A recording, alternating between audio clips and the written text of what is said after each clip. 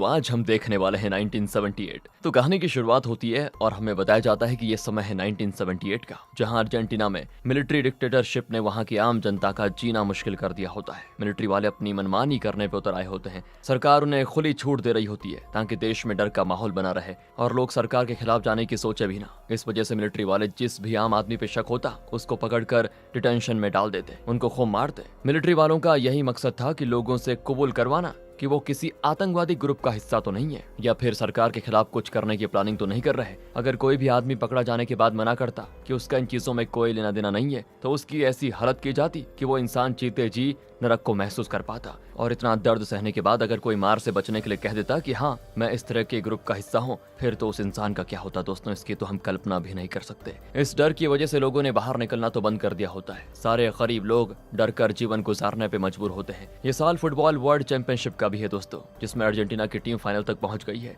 एक तरफ दुनिया अर्जेंटीना को बधाइयां दे रही है उनके फाइनल में जाने के लिए, तो वहीं अर्जेंटीना के मासूम लोग जिंदगी और मौत के बीच जूझ रहे हैं। ये मूवी दोस्तों आपकी रूह कपा देगी, इतनी खतरनाक मूवी होने वाली है। अगर आपका दिल मजबूत है तभी देखिए इसको। तो अगले सीन में हम कुछ बंदों को देख पाते हैं। ये सभी मिलिट्री से ताल्लुक रखने वाले लोग हैं, जिनमें सभी हायर पोजीशन पर मौजूद हैं। ये सब फुटबॉल का फाइनल देखकर पत्ते खेल रहे होते हैं। सारे बंदे अपने अपने कार्ड शो करते हैं, लेकिन सबके कार्ड्स कुछ खास नहीं होते। पर उनके सामने बैठा एक बंदा जिसे कार्ड भी उन लोगों ने जबरदस्ती दिया था दोस्तों, उसका कार्ड सबसे अच्छा होता है, जिससे वो ये गेम जीत जाता है। ये बंदा असल में एक आम आदमी है जिसे इन मिलिट्री वालों ने बंदी बना कर रखा हुआ था, क्योंकि उनको खबर मिली थी कि कुछ लोग हैं जो सरकार के खिलाफ कुछ बड़ा करने की प्लानिंग कर रहे हैं। इसीलिए जिस पर भी शक होता उसको पकड़कर टॉर्चर किया जा रहा था। इसी तरह के टॉर्चर के निशान उस बंदे पर भी मौजूद होते हैं। मिलिट्री वालों में से टॉम नाम का बंदा कहता है कि तुम्हारे पास सबसे अच्छा कार्ड कैसे आया बताओ, एक मामूली इंसान हमें कैसे हरा सकता है, तुमने जानबूझकर ये किया है ना ताकि तुम हमें नीचा दिखा सको। तो वो बंदा गिड़गिड़ाते हुए कहता है कि मुझे जाने दो,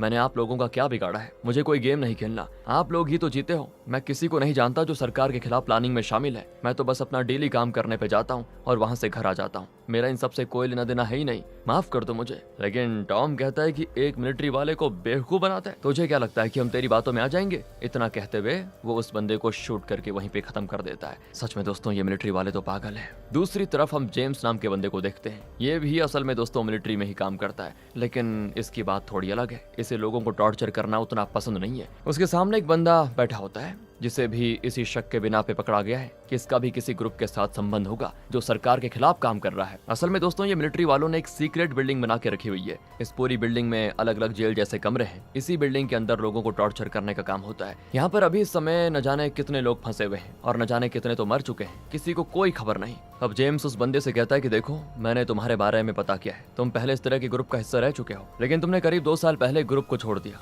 और मैं जानना चाहता हूँ कि उस ग्रुप के लोग अभी कहाँ मौजूद हैं, मुझे उन्हें पकड़ना है। वो बंदा कहता है कि देखो सर आप क्या कह रहे हो, मैं कुछ नहीं जानता, मैं कभी ऐसे ग्रुप में शामिल था ही नहीं, मुझे जाने दीजिए। जेम्स कहता है अच्छा, किसी से अच्छे से बात करो तो उसको समझ में क्यों नहीं आता रे, तुम्हारे पास अभी भी मौका है, बता दो वरना टॉम किसी भी टाइम यहाँ पे आता होगा, वो तुम्हें बिजली के झटके देगा, उसके बाद तुम्हारे दांतों को उखाड़ देगा, तभी जाकर लगता है तुम बताओगे। पर वो आदमी अभी भी अपनी जान की भीख मांग रहा होता है कि सर मैं निर्दोष हूँ, मुझे जाने दीजिए। लेकिन जेम्स उसकी एक नहीं सुनता। इसके बाद हम फादर डेविड को देखते हैं। ये मिलिट्री वालों का सबसे अच्छा दोस्त है। मिलिट्री वालों को पता है कि वो लोगों पर अत्याचार करके अपराध कर रहे हैं, तो ये डेविड उनके पापों को धुलने का काम करता है। उसी के साथ साथ कभी कोई लड़की को पकड़ लिया जाता है तो डेविड उसके साथ खुद भी गलत काम करता है और अपने भगवान के सामने जाकर खुद के पापों का प्रायश्चित भी करता है। कमाल है यार, लेकिन कब भगवान की लाठी चलेगी इनको पता नहीं। अब टॉम जेम्स के पास आकर कहता है कि उस बंदे ने कुछ बका कि नहीं। जेम्स कहता है कि मैं कोशिश कर रहा हूँ, वो जल्दी बता देगा। लेकिन टॉम कहता है कि दिख रही है तुम्हारी कोशिश, बहुत दया दिखाते हो लोगों पर, किसी दिन मेरी नजर में चढ़े ना तो बाकियों की तरह तुम्हें भी टॉर्चर करना शुरू कर दूंगा।